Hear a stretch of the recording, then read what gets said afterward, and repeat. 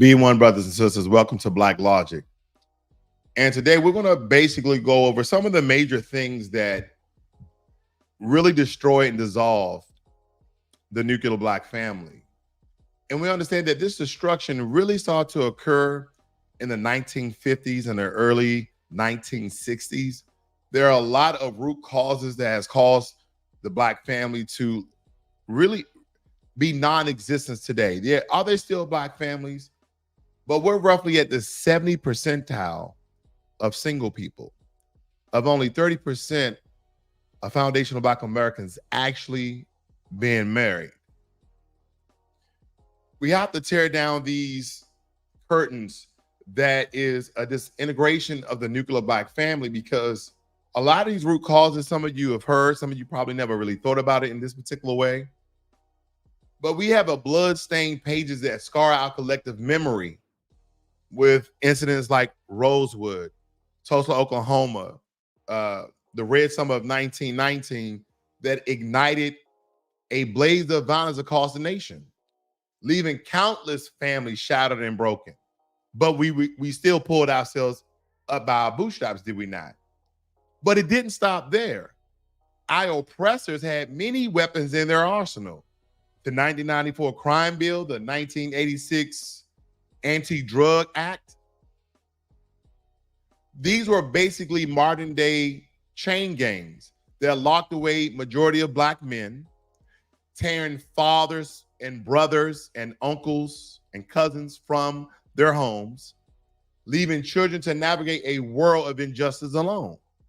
Even to this day, our beautiful black women are more single than any other group, and it's almost damn near combined.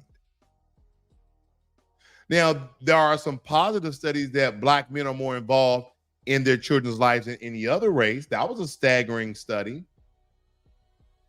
But there's been many things that have been against us. And what about welfare? What about welfare? Supposed to be a lifeline, but instead it became a trap. Policies designed to punish us, punish our women, to have a man in the house. Did you guys know that? That the system was designed to punish women once the 1986, let me go back one. There was another act that Reagan signed. There was another, or LBJ signed, the Poverty Act. All of these acts, believe it or not, family, were anti-black, because they understood the destruction of the black family. Because there's many articles, and we might pop one up here, of how white people were jealous of the growth of black people economically. Now, I'm not saying white people today, I'm saying white people back then, okay? They say they were jealous, because don't forget, we didn't just have one Black Wall Street family. We have multiple black business districts. If you guys do any studies, do this one, the Red Summer of 1919, and really read it from 3 different sources so you get all the nuances and all the context about that. These were prominent black towns that these sellers came home to destroy, because they saw black folk doing well, black folk dressing well. They didn't like that. Oh, family, they didn't like that. They didn't like us flossing. That's why it's so hard. That's why they're so hard bent on not giving up reparations. We're going to get our reparations, family. Then you had the feminist movement that sucked in our sisters and gave them a place up long enough. The patriarchy, the damn patriarchy. We need to join together because of the patriarchy. These men are out here doing us wrong. That feminist movement was not for black women. It was for white women. White women came in and took the legs right under the feminist movement. And it wasn't because black men were doing them bad. Black men had to work, so did black women. During that time, especially during the 30s to the 70s, black women were working at 50% compared to other women. Black women were having jobs at 50%, white women around 16%. So it didn't even come close. It didn't even come close, family. And there's some statistics here that I'm going to show you because I have to back up what I say, because the white supremacists and the bootlickers and coons, they get their little feelings hurt. And so I have to provide them with facts. And must I put this out there? Because we can account, right? We can do a thesis and basically state what equals systematic racism. What are some tall tale signs of oppression? We have to formulate facts in order to come up with a very truthful response, meaning that, oh, well, we can't count racism. We can't put racism in a chart. We have to do the actions. We have to do the words. We have to do the legislation. That's how you point it out. That's how we point it out. Because our generational wealth was stolen, opportunities denied, our schools underfunding, our neighborhoods underfunded. So how could we build stable families when the system is rigged against us every turn? No way out. Oh, they're building their own cities. Okay, we'll bomb them. A young black boy touched a white girl's butt, or touched on the shoulder, or he looked at her too long. She felt uncomfortable. So let's start a riot. Let's start killing black folk. Let's destroy what they have. This is more race-based economics than anything else, family. I despise you so much. I'm a bigot so much that I don't want to see you to strive. I don't want to see no one, your skin tone, your skin shade, your skin range, to do better than people that look like me. Because how dare you come out of slavery? How dare you come out of slavery and do better than me? How dare you? How dare you come out of slavery and do better than me? So let's get into it, family. Because we're going to talk tonight, family. We're going to have a discussion tonight. Because if you guys comb through music, okay, and I'm not just going to do the flaming term that's going around, sexy red. It's a lot of people, it's men and women rapper that's in the culture. Not just that. Anyway.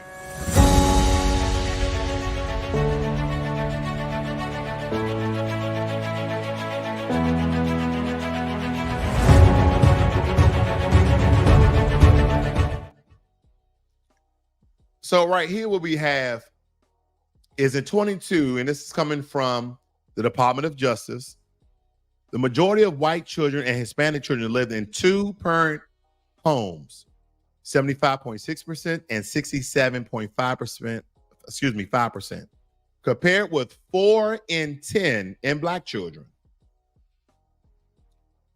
compared to 4 in 10 in black children. So our numbers are well below, if you can see that, family, that red line down here. We're well below 50%. So that means we have a lot of women. A majority of women are single mothers. And we have a lot of men who are single.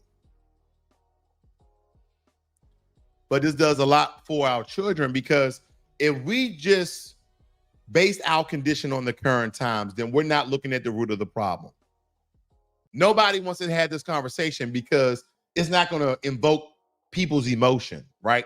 We rather talk about what he do, what he didn't do, what she did, what she didn't do.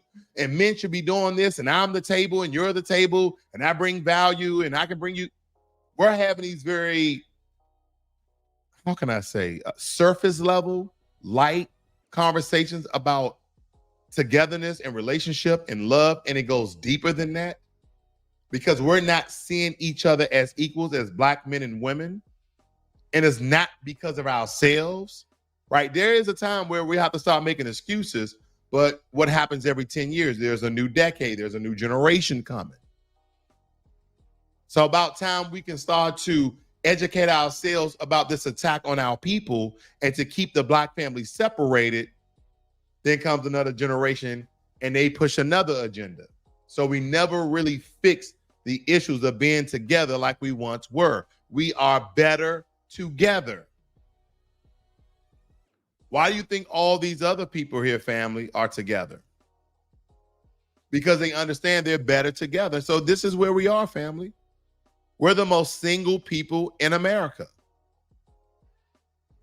And then when we look at this, it says percent of children living with only their mother by race.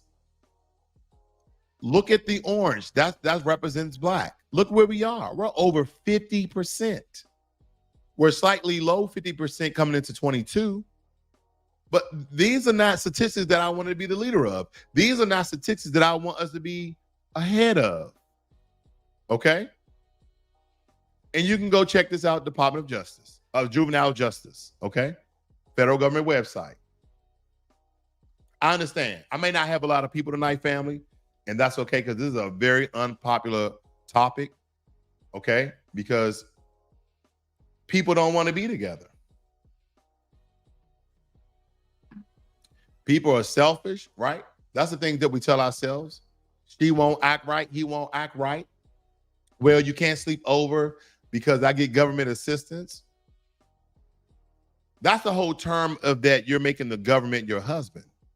Because the government tells you you can't have a man in the house making money and you guys build together and eventually get off welfare. No, if you have somebody in the household, you have to report that, and you also have to report how much money they're bringing in. And by the way, you can't earn a full paycheck. You have to work part-time, sister, because if you get a full paycheck, then you make too much. Now you can't get government assistance no more. So now you have to move out of Section 8 housing and you no longer have access to an EBT card. Then somebody would say, well, what does that say about Black women? Think about that. What does that say about Black women? That they want to stay on government assistance. No, women, and this is my opinion, supposed to be with men. So they need someone who's going to be head of the household. Yeah, we have some alpha females, but most women want to reside in their femininity. They want to reside in their softness and their gentleness. So subconsciously, is it possible that women somehow make government their husbands? I'm just asking the question. As I told you, family, there's many things out here, many reports out here. And if you guys are not familiar with the Molahan report, you definitely need to go read it. But I want to pull some things out here very quickly. And this is coming from cityjournal.org. 70% of Black children are born to single mothers. Those mothers are far more likely than married mothers to be poor, even after a post-welfare reform decline in child poverty. They are also more likely to pass that poverty on to their children.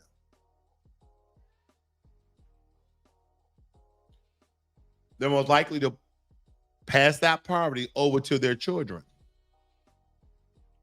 That's why we have generational poorness and not generational wealth. Uh-oh. Everybody's trying to build generational wealth, but nobody want to be in a relationship.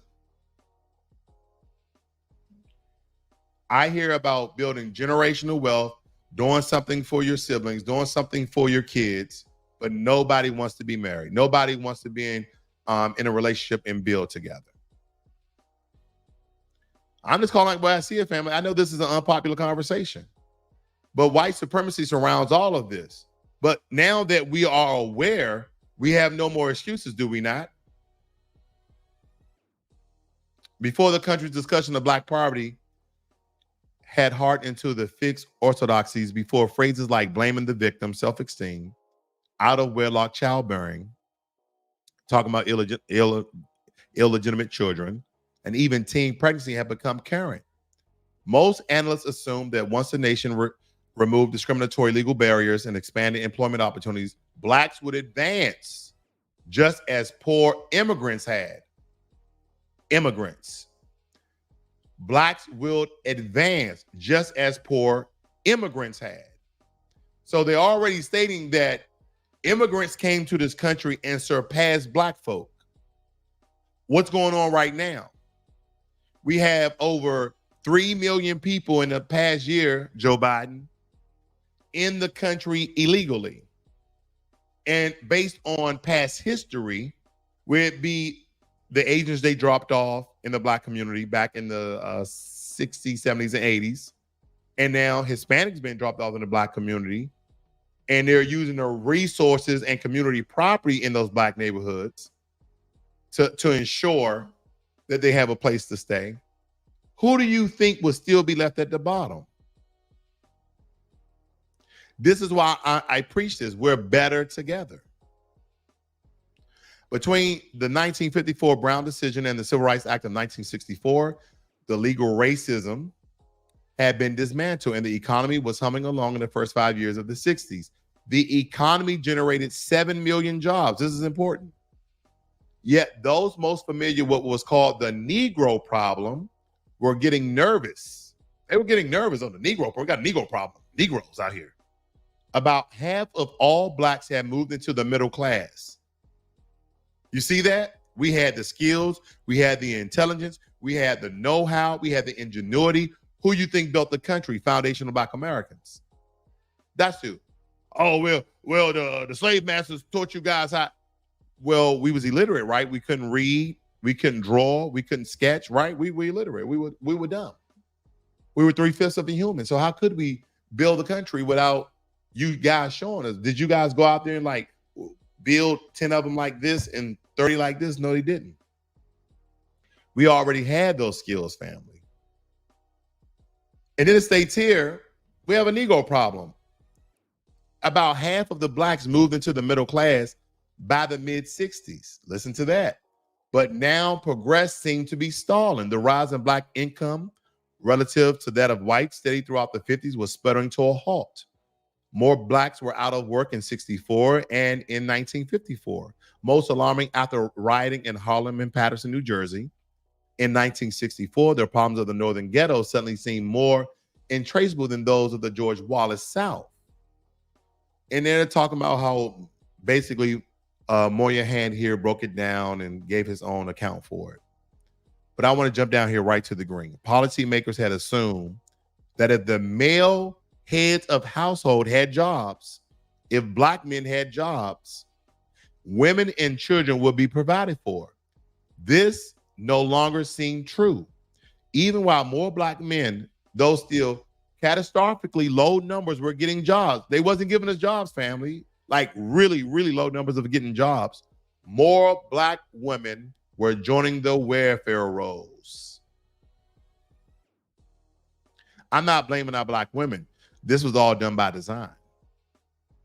That's what basically they're stating here. This was done by design, family.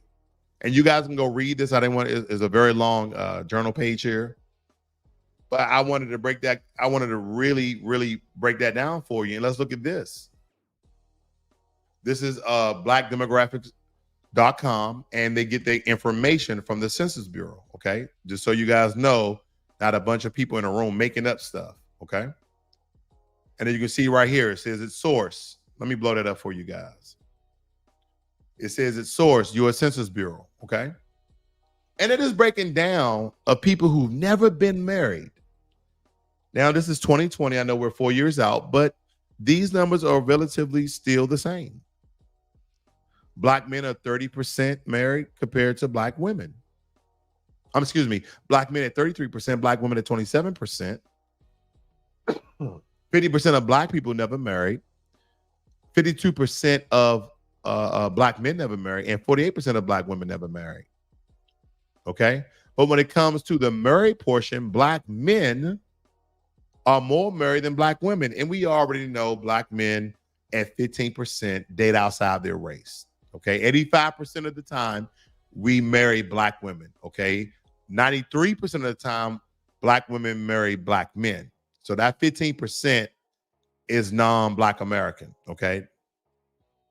Now, they kind of give a breakdown compared to races here, where it says married, Black men are the lowest.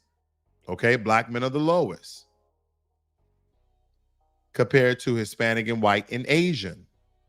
Then we'll look at never married. We see Black, 50%, highest of everybody when it comes to that category.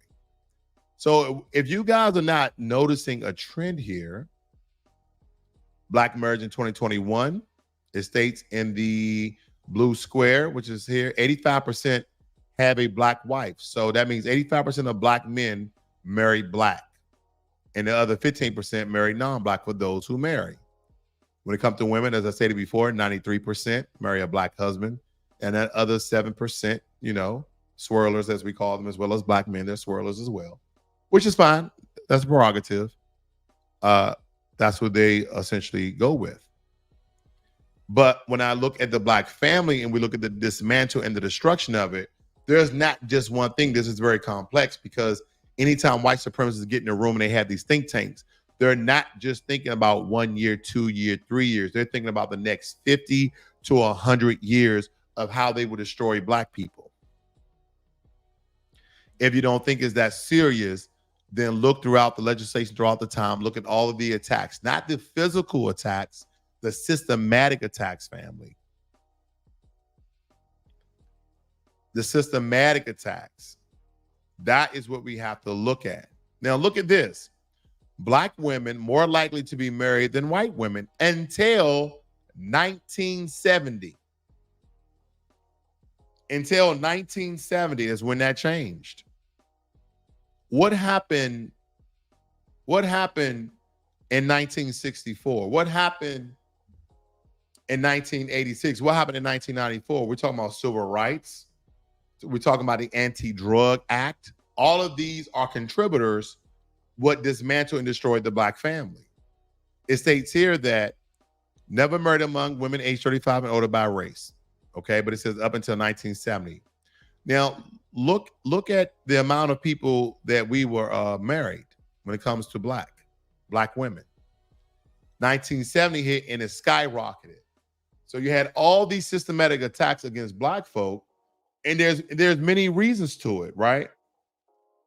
Because if we kind of look at back in the day where we had the Homestead Act and there was land promised, and then some Black people got land and they took land, because again, we have to go back just to understand the construction of it all, family, and how these things transform throughout time. Because the government reneged on a lot of promises, leaving Black folk basically disenfranchised and economically crippled in these areas. They'll give us land, take back the land. Or we buy land and then somehow we're late on our taxes, even though we've been paying our taxes because we're tilling our land, we're selling our agriculture, but we're back on our taxes. And then the government still takes our land back. Or someone takes up paperwork stating that it was their land and our land been taken that way too. Land theft, oh man. Most powerful thing in America. The most powerful thing in America. And we could talk about the massacres. We can talk about the genocides. Yeah. All of these things. The 1986 Anti-Drug Abuse Act, 1994 Crime Bill. Yeah, some of these things you guys are very familiar with, but there's these other things that surround this conversation of why Black men and women are not together. But we always make it so damn surface. Black men need to bring the bag to the table. They need to be able to take care of me. And what has been a perpetuating catalyst of this stupid narrative that Black men and women shouldn't work together, that we should build this oasis where the statistics tell us that over 80% of Black men are in the middle class. But out of that 80%, majority of them are not making more than $50,000 a year. So unless you want to live in a 1-bedroom apartment, we're going to need help. Oh, I'll just get a man who makes that. Okay, do you care if he's Black or not? Yeah, I want a Black man. Okay. Well, did you know that only like 5 to 8% of Black men make over 100,000? And even when you make 100,000 as a single man, as a single woman, you're only roughly making 73,000, 74,000 after tax, because single people are taxed at the highest level. Okay. And then we start getting to the upper echelons of salary. We're talking about 150 and above up to, 400,000. It's like 2 to 1%. And women outnumber men, period. And then black women outnumber black men, period. But these are some of the things that we're not looking at. All of these are contributors, family. All of these are contributors. Now, there's all these other people that's more married than we are. Let me move on. Black men more likely to be married than white men up until the 1960s. Because during the 1960s, don't forget the civil rights and all of those things. Black men were around the country helping Dr. King. At the same time, they were coming inside of neighborhoods, grouping up black men.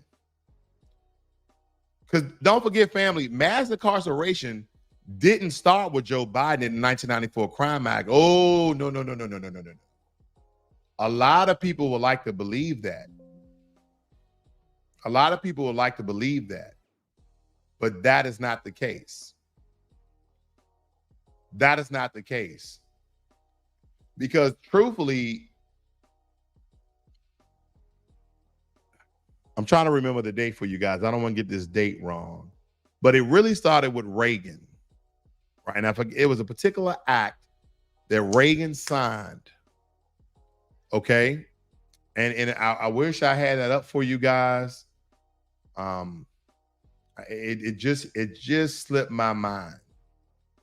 Okay, just slipped my mind. Because let me go back just a little here, because LBJ, or President Lyndon B. Johnson, his war on poverty, what it was supposed to do is alleviate poverty across the nation, right?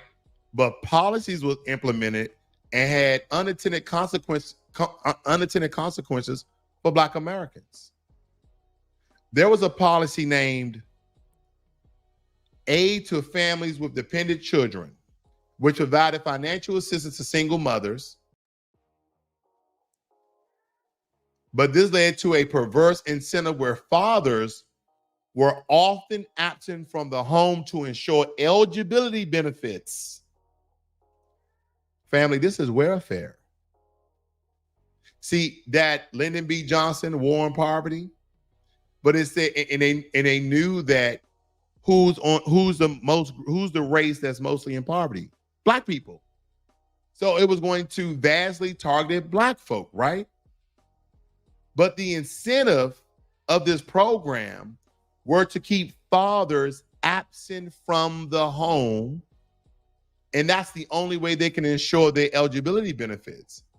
And as a result, you already know the nuclear family weakened, and it perpetuates cycles and generations and decades of dependency upon the government.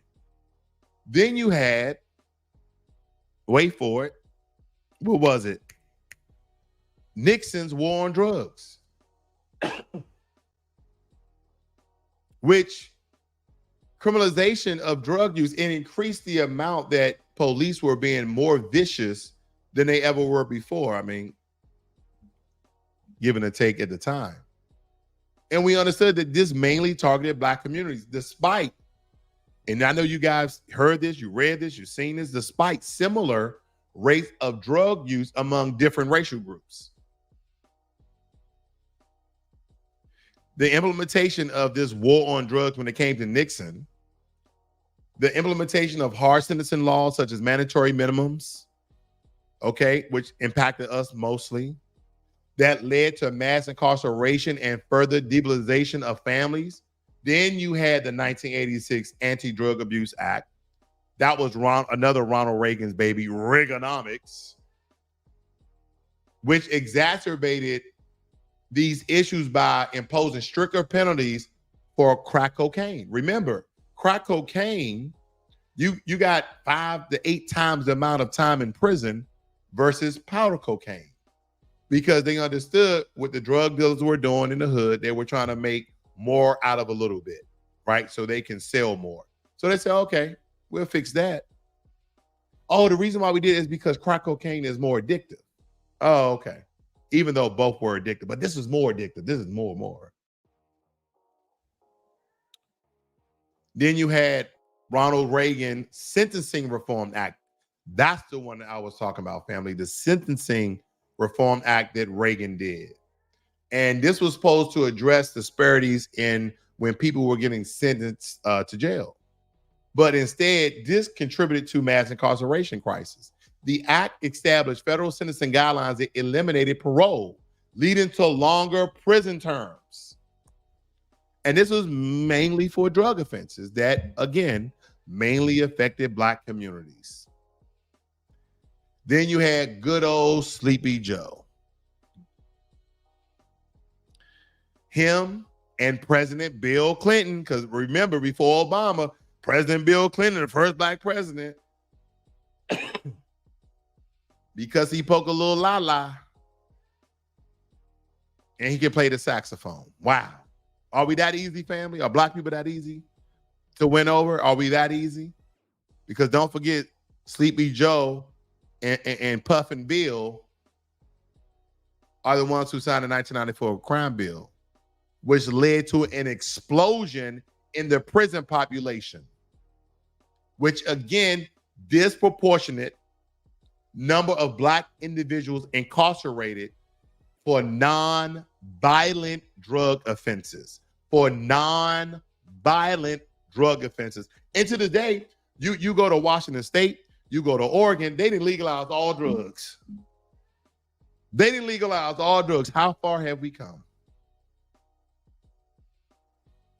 Then you had bills like the 3-strike law or the 3-strike rule, which mandated life sentencing for individuals convicted of 3 or more felonies, further decimating Black families and communities.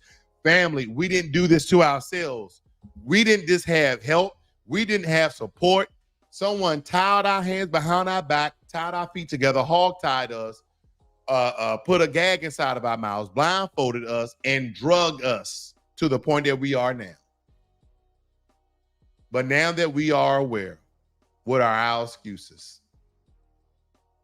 We understand that the system of white supremacy has done its toll on Black Americans. So instead of using legislation, family, okay, look, it states here the war on drugs and its effect on Black marriage.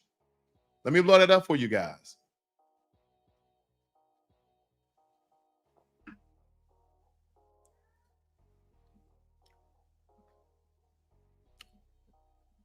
That's where we are, family. I was going to break this down, but I you guys are really smart. All the acts and everything that occurred on there. Okay. And ladies, it says, where are the Black men with jobs? There you go. You ain't going to find that many. Because you know where they live at. San Diego, is there Black people there? Sure. Is it a lot? No. Seattle, Washington, live there. Not a lot of Black people. Denver, Colorado, you already know. There's Black people there, of course. Not a lot. But when you start coming to these bottom 5, there's going to be a lot of Black people. That's all I'm going to tell you. So good luck. Good luck, family. That's what I got for you. I was looking at the refrigerator. Hold on. That's not my last thing here. Give me 1 second. I want to point this out to you as well. Excuse my old man cough here, just trying to get over something. It says, here's the biggest culprit today. Excuse me, not Black men. In some parts and ways, the government, but we have coons, tethers, anchor babies that have an agenda. And then we have ourselves. And we bite ourselves in the ass all the time. Social media. And this is not to attack our beautiful ladies. This is only to give you statistics of what they're talking about. Black women are among the largest consumer groups of social media in the United States. Black women. We're on Facebook. We're on Instagram. We're on TikTok. We're on Snapchat. We're on Be Real. We're on, I don't think nobody on Truth Social. That was going to be a joke. We on fan base. We're on Clubhouse. Our Black women, they are the largest consumers of social media. Black American women have curated space on social media platforms to authentically converse about Black womanhood and resist structural gender racism. Are we talking about the patriarch again? That's what we're talking about. Still, there is a dearth of research on the subjective importance of Black American women social media use and risk for social media addiction. This is the new government-sanctioned destruction of the Black family. I'm not talking about Black women. I am talking about social media. And I don't mean important, informative, uplifting, teaching you ways to get money, social media. No. I'm talking about all these platforms that the only thing they talk about is relationship. And they're not talking about relationship in a positive manner. Everybody on the platform, everybody on the show is giving their own perspective, their own contrasts and correlations of their particular situations. And throughout all these conversations, they are perpetuating stereotypes about Black women and Black men. And this is still tearing us apart. See, the way white supremacy moves, it just transforms and evolves over time. It fits whatever time and space that's currently at present day to destroy Black people. And the way that you destroy Black people is destruction of the Black nuclear family, where Black women don't want to be with Black men and Black men don't want to be with Black women. And then when we are together, all hell breaks loose. And the only thing we're doing is pointing the finger at each other. And we're not looking at the root cause of things. Oh, brother, you can't just blame everything on white supremacy and racism. I'm just telling you where it starts. We have our own obligations, okay? We have our own things that we need to do in order to be better together. But I think a lot of times people don't understand subconsciously of the information and these narratives and these toxic talking points and how it continues to keep us separated while everybody else is living a good life. You see it, ladies. You guys go out to restaurants, men, ladies. You go out to brunch, and yeah, sometimes there's a bunch of beautiful Black women that are getting together, just having lunch. But then statistics tell me that there's just a lot of beautiful Black single women getting together, because I would like to believe that some single women, some Black women would like to go to brunch with their family, would like to go to brunch with their husband or their boyfriend. I'm just basing it off statistics. Please don't chew my head off. I'm just looking at statistics, family.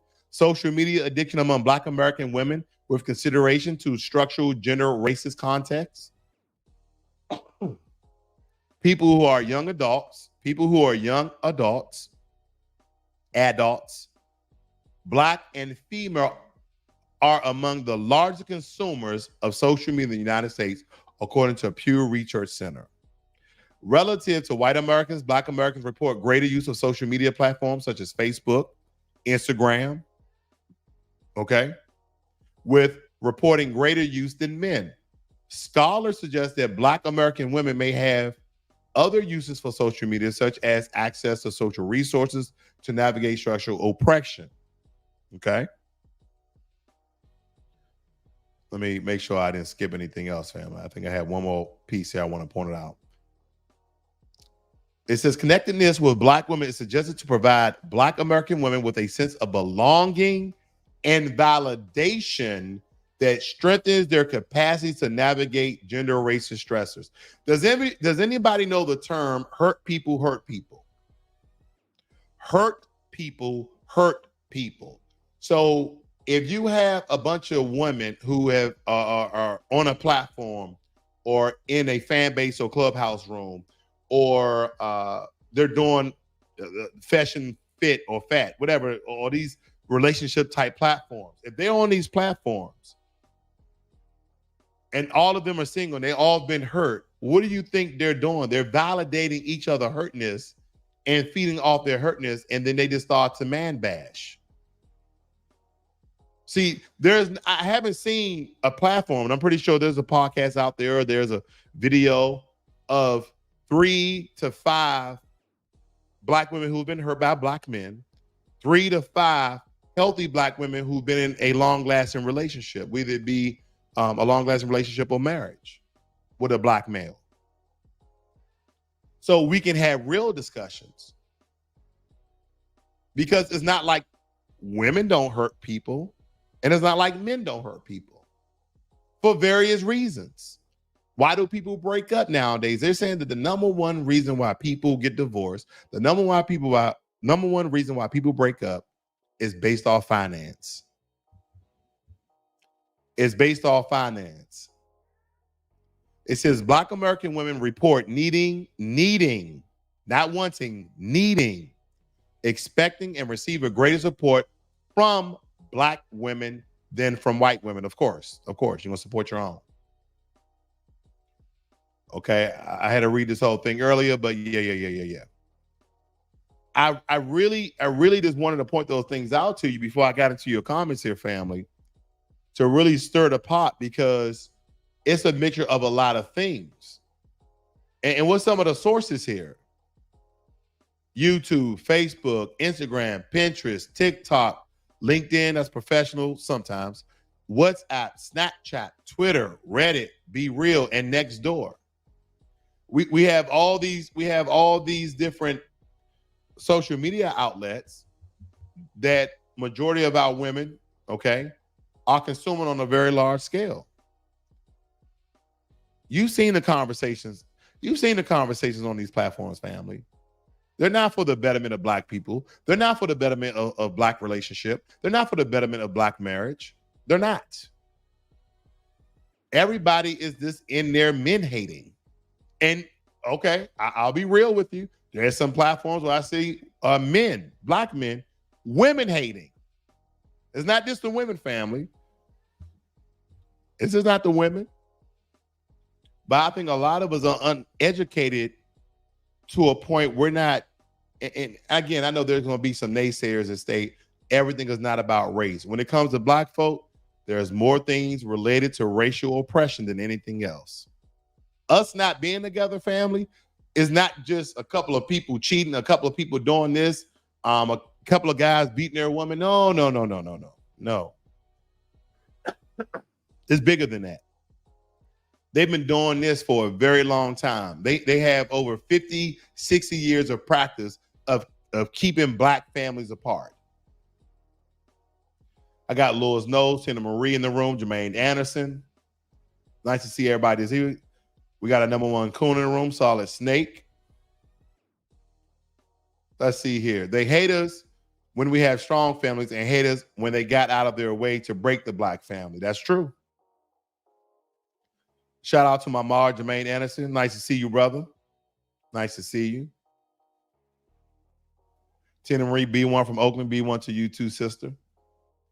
I see I got a lot of people in the room here, family. Ain't too many people saying too much. Did I talk too much today? Did I talk too much? Let me know. But yeah, I had my little tags up here. Look, this for GP, I gotta at least show one for a minute because I created all this stuff. But when I look at the statistics here, family, it's staggering. And if we're not looking at the root cause of these situations, we will never be able to get it through our thick head. So I really, really thank you all for joining me here this evening. Okay. I thank you all for joining me here this evening. Brother feel a little bit under the weather, but we got through it. Okay. Yeah, we talked about the Section 8 policies. We talked about the sentencing project. We talked about certain programs that came from the Poverty Act. That's when welfare really, really got its teeth sunk into Black women. Okay. And a lot of times we want to blame Black women. We want to blame our mothers, but we're not understanding how all these things transpired throughout history. And that is what's important. But nonetheless, family, you guys have a great and wonderful Monday. So I'm back. I had to take a hiatus. I had to take a break from my mind. I was going hard in the paint. But I'm back. I'll see you guys on the next one. Be one.